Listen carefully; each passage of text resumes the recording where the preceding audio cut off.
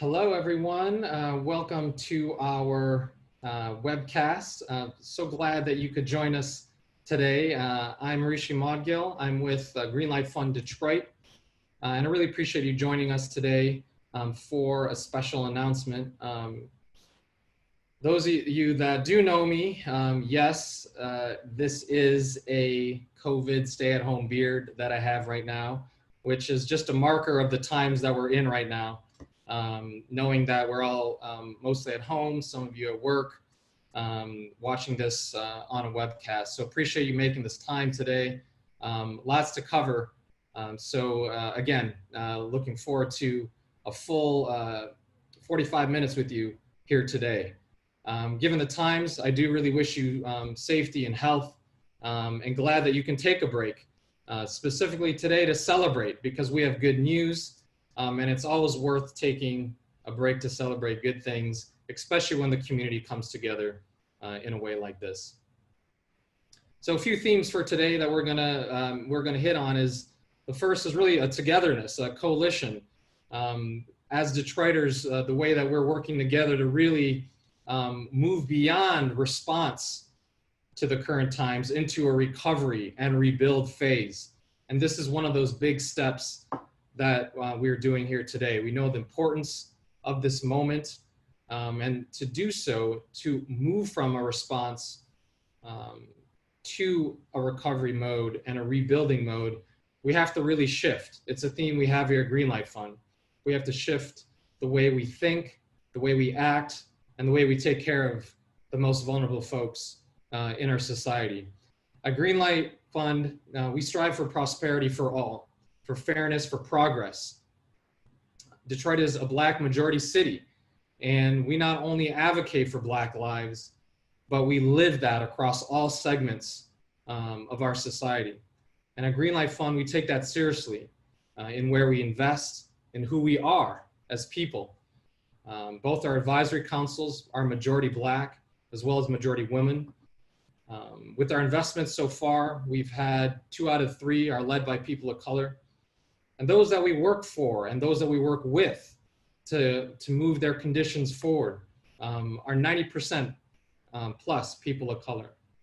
As a poverty fighting organization, we deeply understand the intersectionality with race, and I invite you to help us continue to improve our process and shift outcomes for Detroiters who have barriers to wealth accumulation. So thank you again for joining us today. Let's look at our program for today. You know, we have a great lineup of speakers, so I hope you can stay throughout. This is the order of speakers that we will bring up here today. Who is not listed here, who I must mention, are 2 of the Springboard team that are making it happen on the ground right now. Bill Clark and Stephanie Toronto from Springboard National, who've been here in Detroit, working virtual, making this program happen with all the great partners you're going to hear from today. Also, our teacher and parent guest, unfortunately, had an emergency today and won't be joining us. So I hope you'll join us for our next webinar, where you can hear from directly some of the folks doing our program. But it is, I know, a tough day for a lot of folks as you transition between school and the summer, as is the case with one of our teachers today. Another person that's not listed here is you. That's right. We are recruiting a leader for the Springboard effort. The Springboard Collaborative Midwest Executive Director will be hired soon. And we're looking for candidates that want to be able to work with folks like you see on this screen and otherwise to really pull our coalition together and do the important work that we're going to talk about. So if that's you, please follow up with us afterwards or go to the Springboard website to look that up for the job description. Finally, our webcast will end about 10:45. After then, we'll open up the chat and Q&A functions so that you can then dialogue with our speakers, those who are able to join us afterwards. We look forward to receiving your questions and engaging with you afterwards if you have the time. Finally, if you'd like to follow or tweet comments, there are handles listed here for both Springboard and GreenLight Fund Detroit. So let me take a moment to talk about GreenLight Fund Detroit before we talk about the key organization that we're here for. First, I wanted to acknowledge our GreenLight Fund investors. Many of you are watching right now, so first of all, thank you. Thank you for launching our first fund here in Detroit. We took a risk to say, hey, can we do things differently? But you enabled us to do important work. Our first investment, the Center for Employment Opportunities, working with job opportunities directly directly for returning citizens who are exiting the system. Our second investment, which was the new Teacher Center, which is to support those new to the profession in our public schools district so that they can improve their performance, be supported, stay in the job longer, and ensure that their kids are learning even more. So thank you. You've now allowed us to make a third investment, which we're so excited to talk about today, which is Springboard Collaborative, and wish you're here with me. At least I know some of you are listening in and watching. Thank you. Next is our advisors. Another really important and strong thank you to you. These are folks from all corners of the cities, different neighborhoods, sectors, positions, interests. And honestly, this is truly a vision of Detroit and Detroit's power when we collectively work together. At GreenLight Fund, we believe in community-driven needs assessing and selecting. We want the folks in the community to be making decisions about where we should go and what we should do. So these are our formal advisory groups and our members who've brought us to this investment process. So thank you. Again, just some of the key people that are involved in making this happen. Appreciate it. And finally, we have our partners for why we're here. So let's talk about Springboard Collaborative. So excited about this launch coalition that we've put together. And it takes a village to do the type of work we're going to talk about. These are supporters, funders, implementers, just the lifeblood of what we're going to talk about here today. And I just want to read through this great list of folks who've committed themselves to help us move into this next stage. Those include 313 Reads, Beyond Basics, Brilliant Detroit, Center for Success, Cornerstone Schools, Detroit Academy of Arts and Sciences, Detroit Leadership Academy, Escuela Avesemos Academy, General Motors, Martin Luther King Jr. Education Center Academy, New Paradigm for Education, the Skillman Foundation, United Way for Southeastern Michigan, University Prep Schools, or UPrep as we know it. And there's a bunch of others, including I know some of you on this call right now who haven't quite finalized your commitment, but we're excited to bring you aboard as soon as you're able to figure out those final details. And frankly, this is a call. This is a call to others to say, we need more partners. We need more people, organizations that want to be part of our efforts to achieve better success at third grade reading. So you'll hear from some of these folks today. Let's talk just briefly about, before we bring out our speakers, what GreenLight Fund is doing immediately. And our commitment is a $600,000 investment to kickstart what is actually a $3 million philanthropic and private philanthropic and public investment into supporting literacy development with families through the Springboard Collaborative program over the next year or so. So what does that mean? That means starting this summer, we're going to serve up to 2,000 kids through the Springboard Collaborative platform and resources. Our ambitious goal is to grow that up to 10,000 kids by year 4. And we started this process over a year ago. And then of course, COVID happened and things changed. And you're going to learn about how we've dealt with that and moved things to remote and remote learning. But the short answer is we're going to be doing both remote and over the long term, hopefully get back to that face-to-face interaction. Both ways, however, leads to reading gains for our children. So what is the core model? Well, let's look at the accelerator that Springboard is going to bring here to Detroit. And these are the basic framework of the steps that Springboard will be doing. We've spent a year vetting some of the best literacy development models across the country. This one was made real both because of the true gains they see from pre-K to third grade and the ways they engage families directly at home. That was so critical in our process. And once COVID hit, it was already in Springboard's DNA to work with families.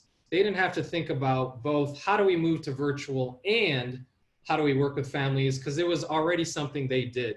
They already had online apps, online tools, and they were already working directly with families. So creating a virtual and remote program wasn't as big of a challenge, and especially when they partnered with these great implementation partners who know our families and know our children the closest. We really feel positive about that. So overall, what they're going to be doing this summer is virtually working with teachers to provide instructions, set personalized goals, receive customized reading tips, coachings, access to reading level appropriate books, tracking process online, and earning incentives to reach goals. We're going to learn a lot about that here today. And let's start by learning from Springboard themselves, specifically with a short video so you can learn about their program.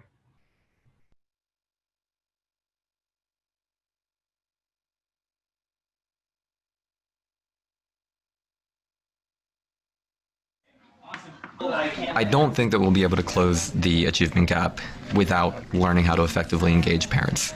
Home is where children spend 75% of their waking hours, and yet our system does shockingly little to try to capture any educational value from this time. When I became a first grade teacher in Philadelphia, I was bowled over by the fact that it took my kids till the end of November for their reading levels to finally catch up to where they had been before the summer. And when I talked to other teachers about what was going on, they all shared in this really matter-of-fact way, that's just the summer slide. As if it were some law of nature that growing up poor, for every 2 steps forward you take during the year, you're going to take a step back during the summer. I began to realize that summer learning loss is a symptom of an underlying, deeper problem, which is that parents have largely been left out of the process of educating their kids. Okay, so we want to have your child read with you and alone, right? We want to read together and alone. We need both of those things to improve the reading levels. Both the teacher and the parent share a goal for the child. They both want to see the kid become a successful reader. And what was a success? And they have complementary skill sets to make it happen. Have you all been doing any? The teacher is the expert on instruction. The parent is the expert on their own child. To send your child to school and think that they're going to magically become who you want them to be is questionable at best. Meet new friends back. So I filled my home with books and I thought that I would produce a reader, but that alone doesn't work. You have to put in the work to produce a reader. They taught us how to make reading more interactive. Asking questions prior to reading, in the middle of reading, after reading is finished. And it basically encouraged us to be more involved, encourage him to take responsibility for himself. What does it say? Autumn? Yes. I know what that means. It's the fall, the seasons. The potential in parent engagement is a see it to believe it kind of thing. By proving what's possible when parents and teachers work together, your school communities are paving the way for a culture shift in the sector, making family engagement a matter of course. It took a long time for the education field to embrace the idea that all children can learn. It is Springboard's ambition and our charge to prove that all parents can teach. Thank you.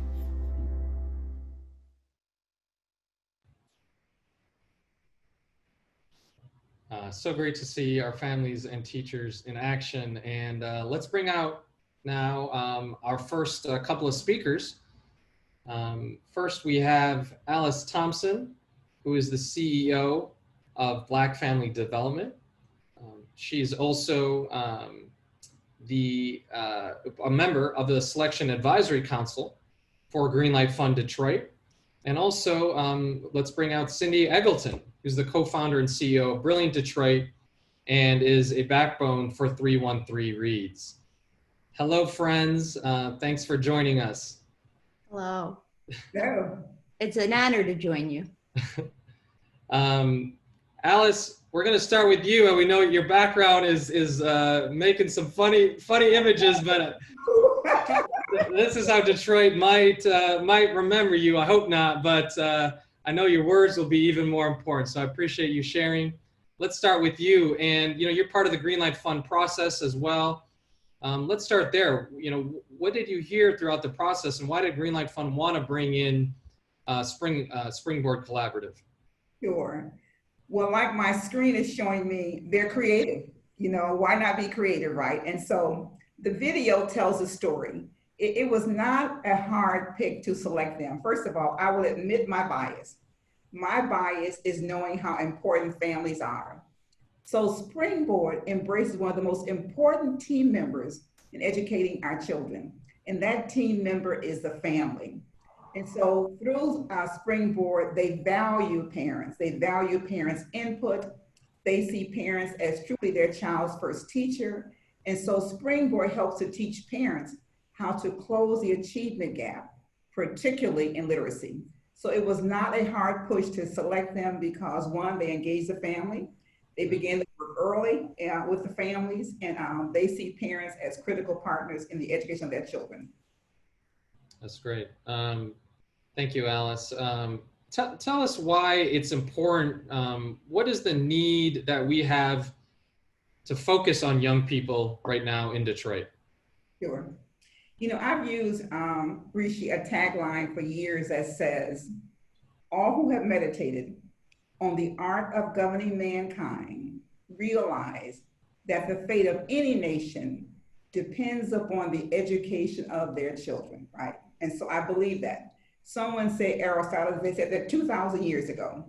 So early childhood work is a major determinant of success in schools, including post-secondary for children. And now we know so much more about brain science and the importance of nurturing that brain early on. We know that by the age of 3, 80% of a child's brain is developed. And so who has that child between birth and 3 years old is the family, right? And so it's important to focus on early childhood, early learning, because it is a determinant of a child's success for the rest of their life, especially in school. Mm-hmm. Yes. Thank you, Alice. Let's jump over to Cindy. We'll let you maybe play with your background for a second in case we can see it a little clearer. Maybe even turn it off if you can. And Cindy, let's jump to you. Cindy, share a little bit with us about 313 Reads and an overview of them, and what are Detroit's third grade and grade level reading goals? Yeah, so 313 Reads is really an effort, which is a grade level reading campaign. It's part of national effort, but it's called 313 Reads in Detroit. It's backbone, so sort of supported in the backbone way by both United Way and Brilliant Detroit. So we have some issues in Detroit, as many cities do. Our grade level reading is a little over 15% of kids read at grade level by third grade. And that's just not acceptable, just straight up not acceptable. We all know that education justice and the ability to get an education, as Alice just so eloquently had a quote, is one of the best ways for kids to have success in life. So we have to do something about that. A grade level reading campaign in 313 Reads is built on the notion that we need to do that by facts, by data, and by pulling all the disparate systems and organizations together for one goal, to help kids read by third grade. Because truly, until then, you're learning to read, and after that, you're reading to learn. In my view, it is the most critical challenge we face in education, because if we can change this number, we really can change the trajectory of kids. So that's what it does. It pulls many together for the good of the all. That's right. Thank you, Cindy. And, one of the things that has been on our minds for a long time is this Michigan third grade reading law. And so tell us a little bit about that and other challenges around sort of the policy and hitting grade level reading. Yeah, so I'm going to talk for a minute about what the policy is, and we will see if it continues this year due to COVID. But there was a policy put in place in Michigan, which it is in many states, that states that if your child is not reading at grade level by third grade, there are ways around that child will be held back. Given what I just said about just over 15% of kids are reading at grade level by third grade, that's a big deal in terms of how many kids could potentially be held back. In truth, there are a lot of things like ESL, et cetera, that are options, ways to not be held back. That said, I think the thing that I like to focus on here is with or without a law, we have to do better by our kids, period, with or without a law. And I'm not sure that holding kids back is the answer, but I am sure that doing everything in our power to put the supports in place for kids and families is critical at this juncture. That's great. Alice, we're going to pull you right back in for a final question. Hopefully you're still with us. There she is. Good to see you in this mode. And Alice, let me ask you a question on why do we need to have parents as teachers early on in a child's life? Great question. As you heard Cindy talk about third grade reading is an 8-year process. It begins at birth to third grade. That's 8 years. However, children enter kindergarten when they're 5 years old, most of them. So the first 5 years of that child's life is critical for brain development, critical reading by third grade, critical, before they see a kindergarten teacher. That's why it's so important for parents to be the child's first teacher beginning at birth, because that parent prepares that child to be ready for kindergarten. So the parent is a key ingredient in making sure that our children can read by third grade, because they have nurtured that child from birth to 5 years old to read by third grade at the age of 8. You cannot read by third grade if you begin to learn to read at kindergarten. It must be at birth. So that's why this is so important. That's right. That's right. Well, let me ask you both then, kind of as a final question from your point of view. Let's talk about Springboard and the value that they add. I know there's a lot of things, but specifically from you, Alice, maybe the value of their family engagement and the workshop platform. You know, Cindy, as related to what you were speaking about, goal setting, you know, measured progress, the ability to follow their child along. So, Alice, you want to start? Well, how much time do I have? You know, not as much as we want. Well, the first thing I would say is this. The most important thing is the word family engagement. Just buying into engage in the family. That's the first thing. The second thing is they teach parents and strategies on how to be an effective teacher with their child. They teach parents through workshops and through learning and through exercise and practice on how to be a teacher for their children at home, how to close the achievement gap, how to help their child read better. And so as a result of all this engagement going on with the parent and the child and the teacher and the student, right? What we have now, our kids are reading better. But the most important thing I'm going to say is this: engaging the parents and teaching parents how to be effective teachers with their children, teaching them at home to be great coaches in literacy for their children. That's right. Thank you. And how about you, Cindy? So thank you for putting me behind Alice. Alice, I love you. Because you guys, we've been in the trenches a long time. So I'm going to say parents, family, and I'm going to say this is more critical now than ever before. GreenLight Detroit serves about 7,000 individuals. Many of those are parents and caregivers. The thing during COVID we hear all the time is we want to help our kids. I'm not sure how to do this. I am not a trained teacher. What Springboard is allowing for our parents right now is an organized way with clear schedules, goal setting that is measured, so they can see where they are and see where they're going.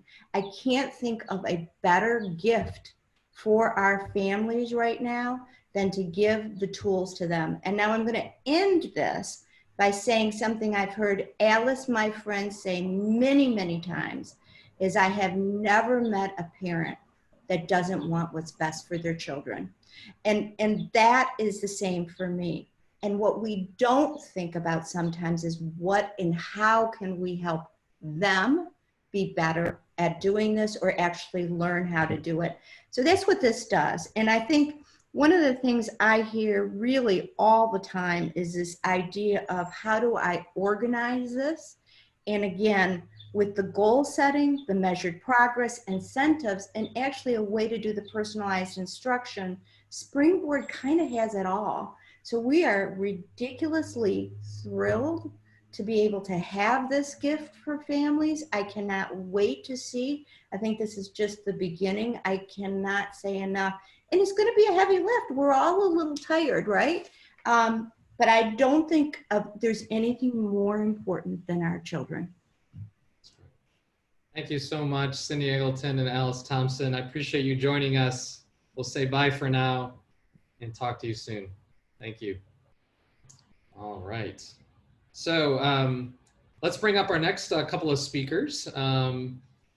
These two are also very special members of our community. We've been doing this work for a long time and continue to support this work broadly and Springboard specifically.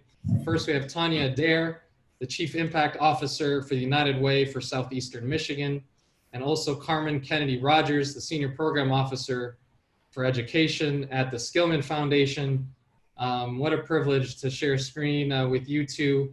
You both have been doing this work for your entire lives, for your entire careers. You've seen a lot of things in and out. Tanya, let's start with you. And let's just talk about this moment. You know, what are you seeing about COVID and the uncertainty right now in education? Thank you, Rishi. Thank you for having me. Really, COVID has unveiled the uncertainty about the future structure of education. We've been dancing around with virtual learning for years with science labs and Google Classroom, but it has really kind of forced us overnight to create a demand that many were not eagerly ready to embrace before. And bringing that bridge between parents and teachers together is really a critical component right now. There's been a role reversal with COVID between the teachers and parents, and COVID has exacerbated the need for parents to have the tools needed to support learning at home and to help children continue to grow and learn, and that in partnership with teachers and the entire village. That's right. Well, one of the themes I have for both of you, and you do it overlapping and in different ways, is your coalition builders, you know, as individuals in your jobs and your organizations. Tell me about why we're stronger to defeat this collectively. The United Way has led in a number of ways, but tell us about this moment, Tanya.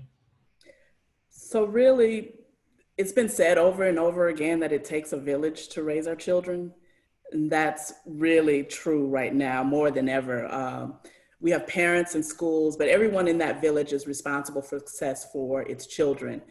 From the corner store to the neighbors who provide safe passages to and from school, the financial supports in partnership with everyone plays a role in that village. And United Way is really happy to be a part of that village, because it's like it was said before with Ms. Alice as well as Cindy, that it takes all of us. It really does take all of us, because our children are the most important component here. Our children are really a high priority for all of us, and all of us have that passion and really love what is happening through this program as well as others to really build a successful future for our children. That's great, thank you. Carmen, let's go to you, and being a lifetime educator and being at a foundation that has put its heart and soul into this work. What is it about third grade reading, right? Like, why is that this bellwether for you know, the future and prosperity? Thank you, Rishi. Good morning, everyone, and honored and grateful to share this space with all of you this morning. So when I thought about this question, as I continue to think about this actually every day, the words of Marian Wright Elderman, who is an unapologetic civil rights activist, founder and president of the Children's Defense Fund, she made this statement: education is a precondition to survival in America today. And as Tanya just shared and highlighted, this statement stands strong and it stands tall, especially for our children today, if it's from the COVID-19 pandemic to the continued racial inequities. So when I think about literacy and reading, the third grade reading being a bellwether, I think of literacy as the superpower our children need to be warriors for monumental transformation.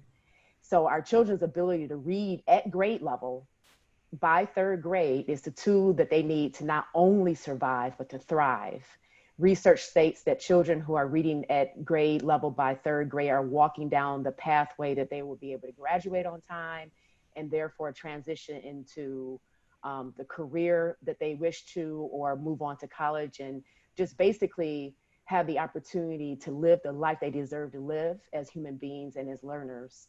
And so again, I just echo everyone's comments on this in this moment, that Springboard is definitely a great partner in the work of making sure that our children are warriors for monumental transformation by focusing on literacy in the early ages and early grades. Right. Carmen, let me ask you also about coalitions, and you're involved with so many great schools, so many great providers who've been in our community doing this work and lifting the futures of our young people. Now you've helped create a coalition of these great folks to go even further. So, tell me about that a little bit and where you've landed here. Yes, so hand in hand, shoulder to shoulder, as Tanya said, it takes a village. And it has been an honor to partner with a variety of individuals and groups across the city, from our community-based literacy partners who I believe are part of this call today, to our school partners who I know that are part of this call today. It has been an absolute honor. And, it's so important that when you are building momentum and collective action, that everybody is able to play their role and know their position to effectively activate. And I am grateful and honored that we have been able to work together to land Springboard into our city and into our schools for summer 2020 and beyond. And we know that, I guess I'll say this is my own personal agenda, but for me, literacy is an item on my educational social justice list. And I know that I share that same value with others in this group. And it tells a lot about the health and the state of our school systems, and not just our school systems, but our educational ecosystems. And the state and health of these systems is not just on the shoulders of educators. It is on the shoulders of all of us, schools, families, our neighborhoods, our greater community. And that's why I'm grateful to have been part of this partnership in the community and lifting up and supporting this powerful transformational opportunity for our family. So definitely grateful and just really appreciate everyone's contribution. Yes, thank you, Carmen. Let me ask you, Tanya, you're helping at the micro level, as well as being an investor into Springboard directly. Why did you invest in Springboard Collaborative? Why is this something that's should be a priority? Because we know, for one, that family engagement is typically one of the most critical components of student success. But oftentimes and over time, it's been the hardest to really galvanize. And Springboard has really established a way to assure that we're providing that engagement and the supports and tools for parents, as well as the coaching supports for teachers, providing them with best practices and strategies to really and truly bridge that gap. But because of their track record for success, for early learning and early on, it really was a no-brainer that this is something that we have to invest in to assure the success of our children in Detroit. Thank you. Finally, Carmen, help me understand a couple of the things you saw in Springboard, the progress that they've made that are beneficial, and what are a couple of the elements of their model this year that you've been keeping an eye on as we begin implementing. One of the pieces that I thought was very powerful, and I'm just echoing the sentiments of everyone else, is the parent engagement piece. I think of it as that Springboard is helping parents create that learning reading room at home, where children and parents and caregivers can help children engage in building their reading muscle every single day at home. And so when I think about the Springboard, the SLA, the Springboard Learning Accelerator model, from the parents working, from the teachers working with the parents and the caregivers in terms of that first virtual in-home meeting to understand about the aspirations and the goals of the families for the children. And so the parent plus the teacher plus the student coming together to help children learn. So obviously that is the big piece, is the activation, the empowering piece, the capacity building of families at home to help their children read. I believe in the video, the father stated that, he believed like, hey, I put a bunch of books in my child's face and all his libraries built up, but he's still not reading. And what more do I need to do? How can I help read? And I think that was just a great testimony in terms of what SLA does. And what I really, really appreciate is the fact that in collaboration, the family, the teacher, and the student create goals that are authentic and relevant to them, is authentic and relevant to the student as a learner. Someone's not telling them what to do, how to do it. I mean, this is the opportunity where children can be leaders of their learning. Like, let's create agency. Let's create student voice. And that's how I see Springboard when they partner with the school, when they partner with parents and caregivers, and they partner with the student, that children at home and families are able to be leaders of their learning. And just because the family workshops, which I believe are once a week, that doesn't mean that the learning and the reading stops, is just begins and ends once a week. It's every single day. Parents and caregivers can engage and exercise that reading muscle. So to me, that was a key piece. That's great. Thank you so much. We could spend another hour with your knowledge and passion. I appreciate you guys. We are going to transition now and look forward to talking more soon. Thank you for everything that you guys are doing. Thank you, everybody. Thank you. So you've heard a little bit about why and how we brought this program from our partners who've helped bring it here. Let's now hear directly from the CEO and founder of Springboard Collaborative, Alejandro. And Alejandro, tell us about where you're landing right now. First, I want to express my overwhelming gratitude to the GreenLight Fund and to all of you for making it possible for Springboard to make an impact in Detroit. This has been a dream many years in the making. I couldn't be more thrilled or grateful to finally get started. Of course, the world has changed in ways that we couldn't have imagined just a few months ago. We're in the midst of a global pandemic. Our nation is also in the midst of a long overdue reckoning about race. The only way to prevent COVID-19 from deepening inequality for an entire generation of children is to equip low-income families to support learning at home.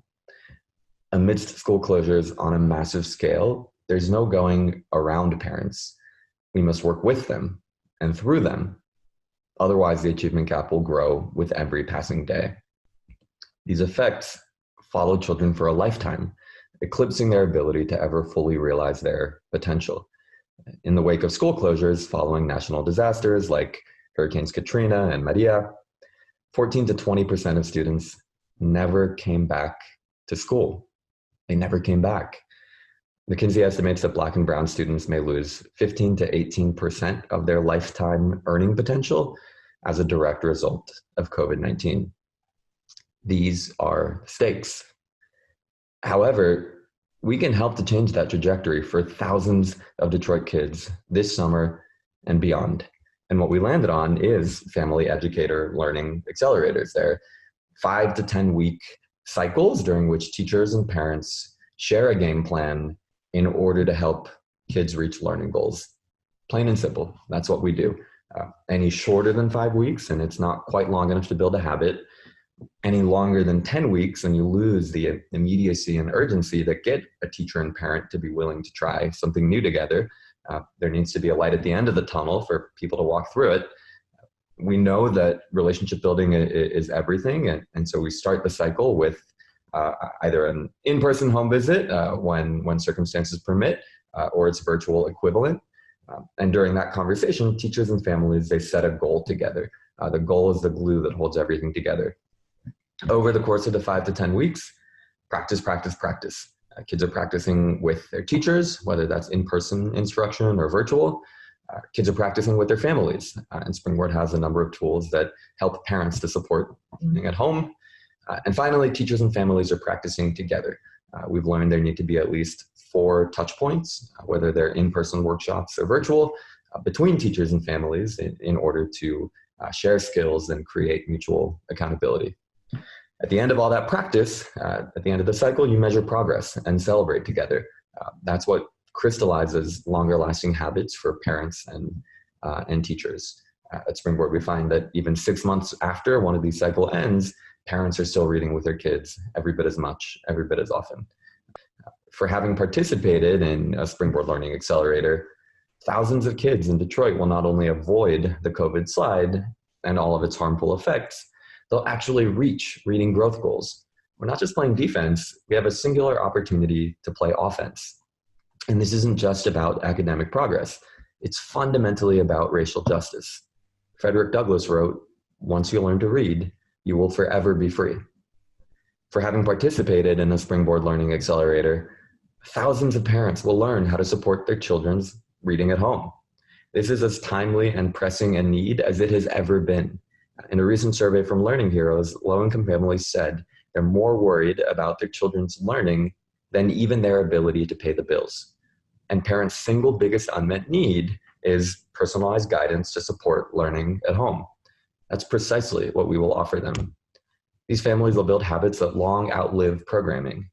Not just the habit of reading regularly, as I mentioned, but also the habit of setting and achieving goals with their children. Of course, this has implications far beyond literacy. For having participated in a Springboard Learning Accelerator, hundreds of Detroit teachers will gain the essential skill of working with families to support learning at home. Distance learning isn't going anywhere, and Springboard offers school communities a pandemic-proof playbook.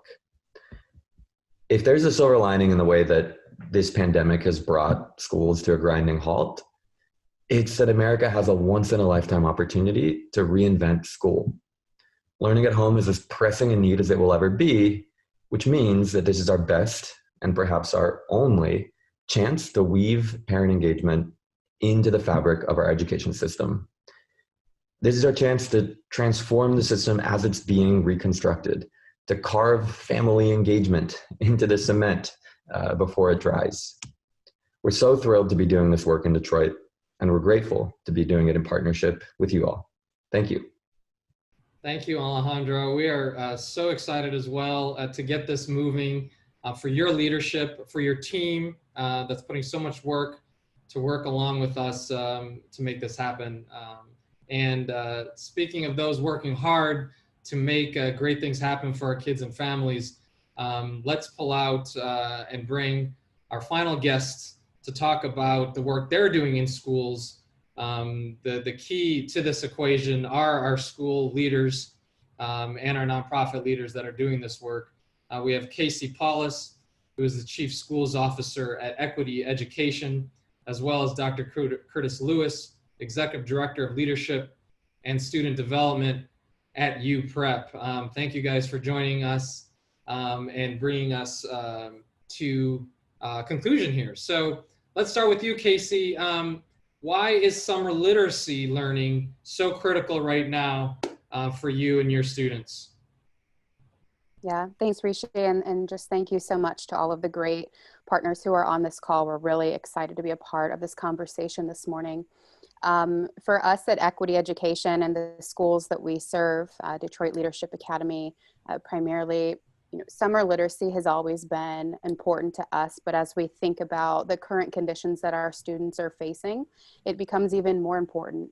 I think some of the things that are forefront in our mind right now are, one, how do we provide a really high quality opportunity for our students and their families to engage in continued learning over the summer?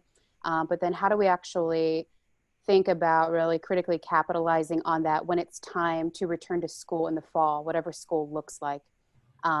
So for us, I think some of the biggest work for us this summer in our involvement with Springboard is thinking about how do we capitalize on the gains that kids and families are going to experience this summer and turn them into transferable learning for all of us at the programmatic level and for our students and their families come this fall. And some of the most important work that we're really excited about is how we continue to build up our families' capacity to really come alongside and be the first teachers, as some of our great leaders on this call have talked about. That's right. Well, tell me a little bit about choosing Springboard as a program, and how are you planning and implementing this sort of work during a virtual summer, which is, as we all know, has got to be a trying experience. Yeah, so transparently, we weren't sure how Springboard was going to really catch on with our families and our students, knowing that we finished out the last quarter plus of the school year in a virtual way. We have a lot of input from a lot of different places around, it might be time to give the kids a break. Families might not want more virtual learning time set aside, but we've actually been getting just the opposite response. We've had an overwhelming response from our families and our students and our teachers about wanting to participate in the Springboard learning. Again, we have always implemented literacy initiatives in the summer. However, we knew that this summer we needed to be much more intentional in the way that those were being delivered. And so the partnership with Springboard was a very natural one, very mission and vision aligned. And we're not trying to make our kids guinea pigs. We all know that we have learning to do, but we needed to be confident in what we were putting forth on the plate for our students and families to engage in. So between the really personalized format of our teachers being able to set those weekly routine appointments with families, so it's on their calendar, it's something that they're planning around so that kids aren't in front of the computer all day and they have that personalized time set aside. I think that's one of the main features of the summer learning accelerator that's really important for our families, is having that set aside time. And aside from that, just the way in which the program is very personalized to each individual student makes it feel really meaningful to them and their families, and is, I think, one of the things that's going to help us overcome some of the potential difficulties around investing our students in virtual work over the summer. Yeah. And I think the last thing I would add to that specifically is Springboard has been really great in working with us to help us leverage systems we were already using virtually in this last quarter plus of the school year, be it Google Chrome, Google Classroom, and some of our other technology platforms. They've really come alongside us as a partner and said, what are your families already familiar with? So we have to spend less time familiarizing them with the how of the technology, and let's dig right into the how of the learning. Cool stuff. That's so great. Thank you, Casey. Curtis, let's shift to you, and let me just start by asking you about, what are the challenges of being an educator right now? Like what are you sensing and seeing and feeling from our educators? Thank you for that question. I think the challenge has always been there. I think right now with the COVID-19, I think it's been brought up more to the forefront. And so educators are trying to figure out, one, how do I continue to engage my students? How do I engage my families in what needs to get done? How do I keep my students focused on learning, right? It's important, since we've been shut down since March, to find creative ways to engage our students, to find ways to engage our parents, to find ways to, I'm not going to use the word educate, but give our parents the tools necessary to support their children at home. And that's just been a challenge. And so we've been working very hard to make sure that we're reaching out to families, that we're making sure we're providing the resources and the support that they need in order to do this work.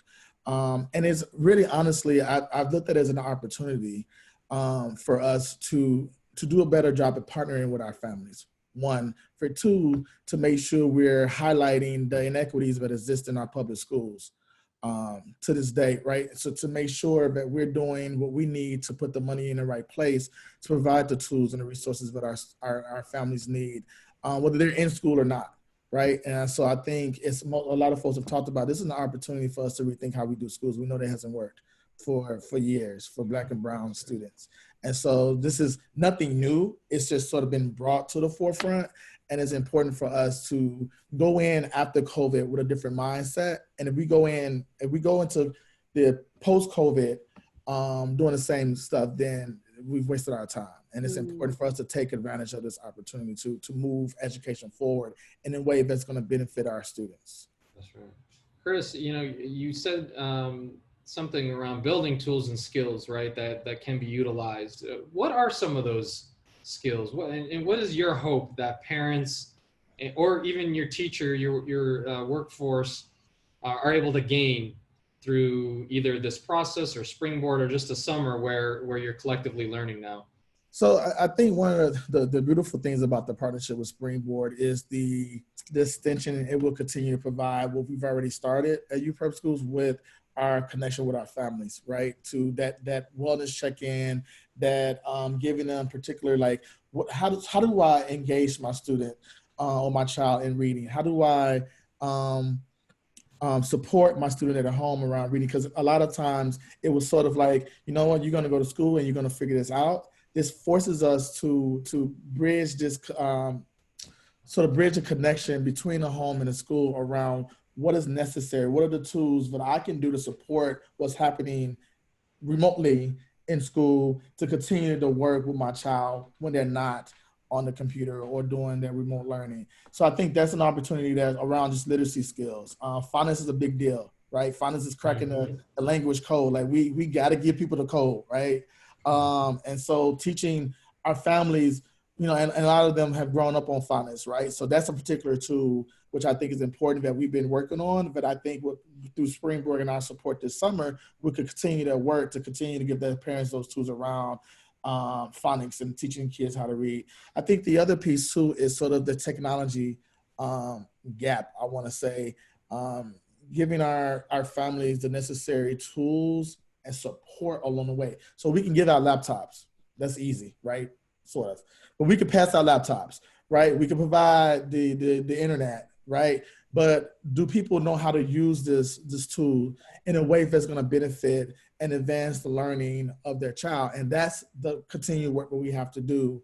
But I know Springboard is going to continue to support our schools in doing that. But just overall, I think we need to continue to think about how do we provide continuous support for our families throughout the year, not just in the summer, not just when COVID is, happening right now, but when it's over, right? And I think this is a segue into that, hopefully. That's great. Well, my last comment for our webinar here today, I'll leave to each of you is, I know this is a little curveball here, but if you were able to tell some of your students what to expect this summer, what to look forward to, or what to be excited about, this summer, amidst a lot of things that frankly folks aren't excited about, what would that be? And take us home. Casey, why don't we start with you? Yeah, gosh, I think specifically for our kids who are participating in Springboard, I would say, be really excited to meet some pretty audacious reading goals this summer. Be excited to get your hands on some text that's that's fun and relative and that will, you know, take you on adventures in your mind.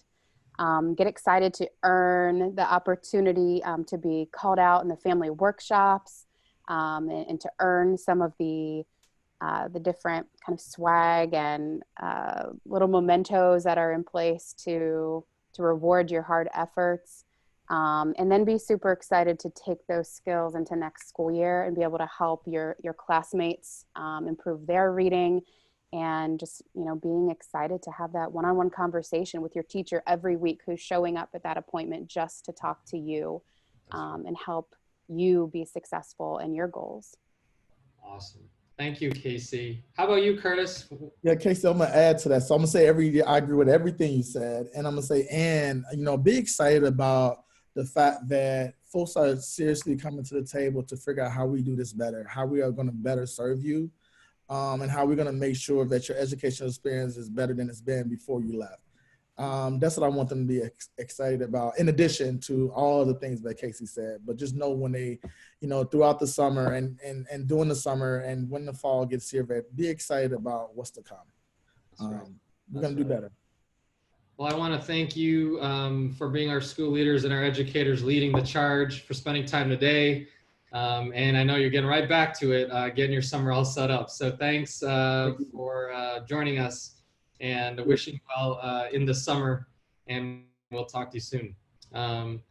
So that's it for today. You've heard from some of our great partners. We're so excited to bring Springboard in with you. A lot of work to be done. Thank you for spending time with us. Remember that Springboard is hiring. We're looking for a leader to lead this work, not only in Detroit, but as it grows here in the region. And I will then use this to sign off. Thank you, guys. We'll be available, of course, to partner and answer more questions in the coming days. Really appreciate what you're all doing in this tough time. Thank you, Springboard Collaborative. Can't quite see the rim here, but looking forward to continuing the great work. Thank you, everybody.